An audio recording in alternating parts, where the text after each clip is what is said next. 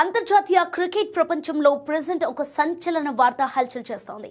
ICC భవిష్యత్తులో నిర్వహించబోయే mega టోర్నీల వేదికల మార్పుపై అంతర్గతంగా కసరత్తు చేస్తోందని, ముఖ్యంగా 2029 ఛాంపియన్స్ ట్రోఫీ, 2031 వన్డే ప్రపంచ కప్ ఆతిథ్య హక్కులను భారత్ నుండి తొలగించి ఇతర దేశాలకు బదిలీ చేసే యోచనలో ఉన్నట్లు విశ్లేషణలు వెలువడుతున్నాయి. ఈ ప్రతిపాదనకు ప్రధాన కారణం భారత్, పాకిస్తాన్ దేశాల మధ్య కొనసాగుతున్న సుదీర్ఘ రాజకీయ ఉద్రిక్తతలేనని తెలుస్తోంది. ఇరు దేశాల మధ్య దౌత్య సంబంధాలు క్షీణించడం వల్ల పాక్ జట్టు భారత్లో పర్యటించడం, లేదా భారత్ తన భద్రతా కారణాల దృష్ట్యా పాకిస్తాన్తో ఆడేందుకు నిరాకరించడం వంటి అంశాలు ఐసీసీకి పెద్ద తలనొప్పిగా మారాయి.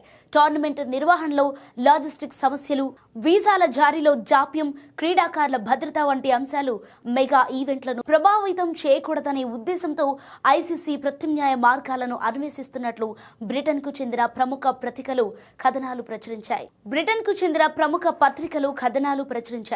ఒకవేళ ఇదే నిజమైతే ప్రపంచ క్రికెట్లో అత్యంత ప్రభావవంతమైన దేశంగా ఉన్న భారత్కు ఇది కోలుకోలేని దెబ్బ అవుతుంది. భారీ స్థాయిలో ఆదాయాన్ని కోల్పోవడమే కాకుండా అంతర్జాతీయ స్థాయిలో నిర్వహణ సామర్థ్యంపై కూడా ప్రశ్నలు తలెత్తే అవకాశం ఉంది. ఇక మరోవైపు ఈ మెగా టోర్నీలను నిర్వహించేందుకు ఆస్ట్రేలియా రేసులో ముందున్నట్లు సమాచారం. ఆస్ట్రేలియాకు ఇప్పటికే ఐసీసీ ఈవెంట్లను విజయవంతంగా నిర్వహించిన ఘనమైన చరిత్ర ఉంది. అక్కడ ఉన్న అత్యాధునిక స్టేడియాలు, ప్రపంచ స్థాయి మౌలిక వసతులు మరియు కట్టుదిట్టమైన భద్రతా ఏర్పాట్లు ఐసీసీని ఆకర్షిస్తున్నాయి. భారత్, పాక్ మధ్య గొడవలు లేని తటస్థ వేదికగా ఆస్ట్రేలియా అయితే టోర్నీ సాఫీగా సాగుతుందని ఐసీసీ భావిస్తోంది.